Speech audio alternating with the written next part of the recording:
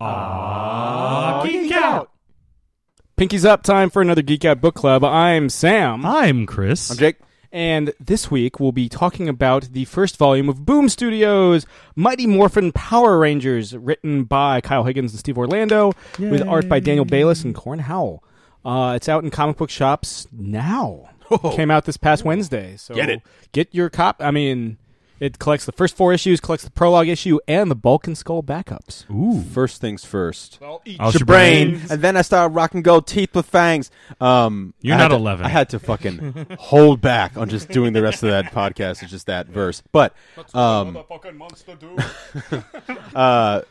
We have to start. Who's your favorite Power Ranger? Go. Jason. Tommy. Jason. Oh. Okay. Oh, shit. I've met Jason. No love for Billy, Trini. They're fine, Zach, but red's my favorite color, so that's like Raphael. 12 of the other ones. Yeah. Well, it's like kind Raphael. of, yeah. You know? Or are you just doing the other original? OG. OG. Yeah. Up to Tommy. Yeah. And this book is OG Power Rangers, Oh, yeah. too. The White Ranger, Green Ranger saga was like one of the first sagas I remember being a part of my life. Dude, like the Green Ranger saga was money. Yeah. Is the original series on Netflix? I think it is. Yeah. I gotta do it. Mm-hmm. They even have they kind of gave it the Star Trek treatment where they like re-released the first season all with like updated effects. Oh, okay. Which on Netflix, if I remember correctly, is like season 8 or whatever the largest number season is. Like they still have the original, ship to air season 1. Yeah. Which is what I prefer to watch because they if I remember correctly, like they framed it kind of like to make it fit a widescreen screen, and I was like, I might be wrong. I might be misremembering. It's been a while. 2 things. Yep. I'm glad it's on Netflix. I remember watching the pilot like 2 years ago and being like, this is mind-blowing to me that we're watching this because I hadn't seen it since it first aired. Yeah, in like 94. Second, it makes perfect sense that when I'd ask who your favorite Power Ranger is, I would just say Red, but of course Sam knows that. I forgot all the names, Thanks to this book, though, I remembered them. Yeah. Thank you, Kyle. Thank you. Because this book takes place, speaking of Green White Ranger saga, it takes place like right after that. Yeah. Like, Tommy's still acclimating to the team, and they're still like, do we trust this guy? Yeah. Also, boss ass Alex Ross covers. Yes. They're So boss. fantastic. Money. Yeah. Yeah, I mean, it like I said, it takes place right there. What they did with this book is they updated it, obviously, it takes place in present day, but still like all those familiar tropes within Angel Grove are still there. Yeah, so much of this book just brought me back to being a really young kid and, talking to Sam and Chris about it, before recording this, like it's going to sound insane, but when that first episode aired and I went to school the next day, it was like a the watershed Beatles moment, on Ed Sullivan's show. Like it was so massive. We had never seen anything like that before. And I think part of the cool thing is so many of us were experiencing this first moment of, if you had older siblings or parents or somebody else introduce you to Superman or Batman or Spider-Man, but this was the first time we got to fall in love with something all on our own like that. That was a totally new thing. And I still remember like going to school that day and it was such a big event, Oh yeah, I'm a little bit older than you guys, so like, it was cool when it first started, but like it dropped off very quickly for kids in my age group, and like I stuck with it until like the second movie, and like I got made fun of a lot by my contemporaries for still liking. You stuck around till Turbo. Yeah. God bless you. Yeah, Right? I remember when the first movie came out. Turbo was awful. I remember getting the first movie watching on VHS, and the updated suits were cool, and I remember the toys for Christmas, like that was a huge thing about getting the toys. But I remember when I still own the movie on like VHS somewhere, and I was like, I think when the movie ended, my brother and I looked at each other and were like, we're done. Like, I mean, we didn't hate it, but we're like, that's fine. We don't need.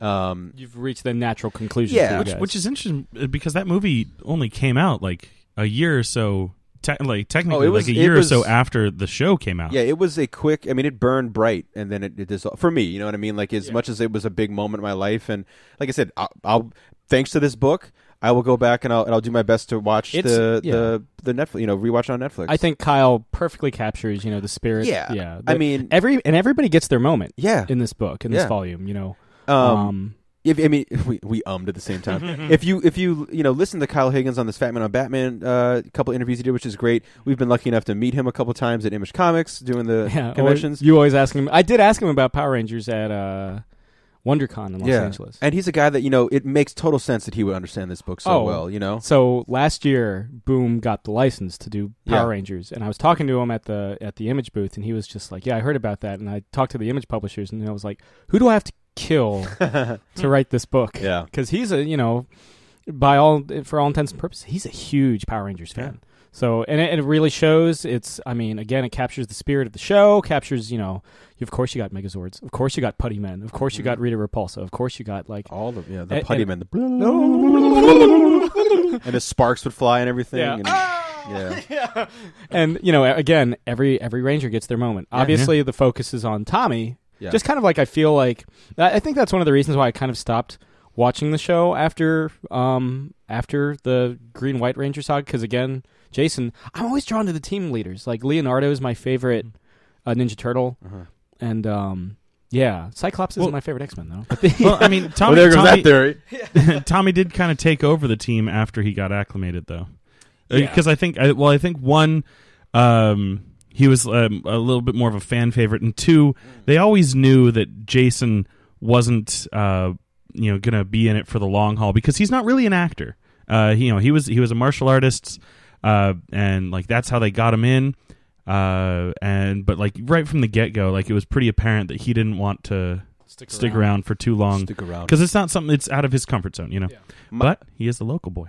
Yeah, from Arlington. My favorite thing about when the Green Ranger came onto the scene, Tommy, was that when we would play Power Rangers on the playground, everyone wanted to be the Green Ranger, and I could clear up to be the Red Ranger. So it was the perfect thing. I was like, good, be the Green Ranger. Yeah.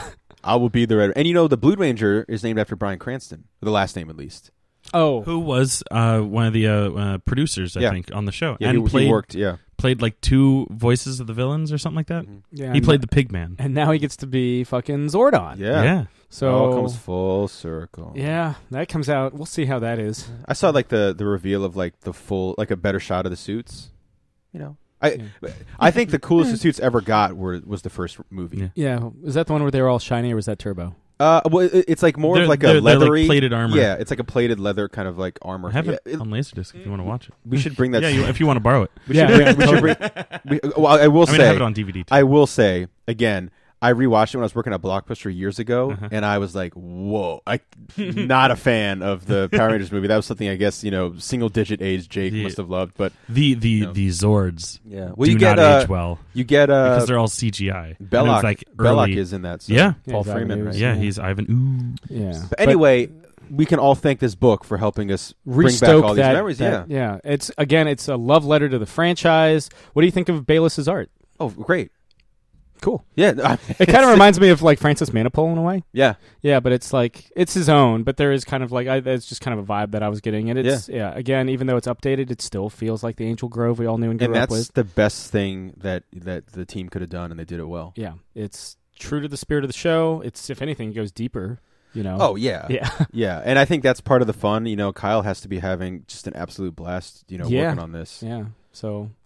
I was talking to him after he got the gig when I was at WonderCon. I was just like, "Yo, man, so you've knocked out Nightwing, you've knocked out Batman Beyond, you've knocked out. Now you're in the middle of Power Rangers.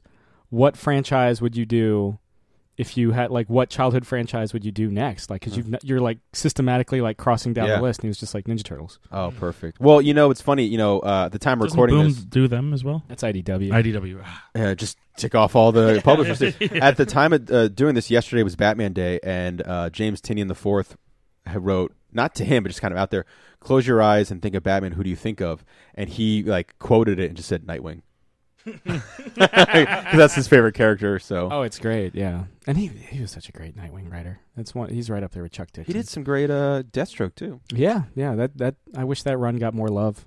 Yeah, me too. But yeah, and I'm sure he does too. Yeah. Anyway, he's a good dude, and hopefully Joe Manganiello, channels some of that Deathstroke. Yeah, and we're hoping that you guys enjoy the book because it's out now, so. Check it out on Comixology and comic book shops everywhere. Bookstores, presumably.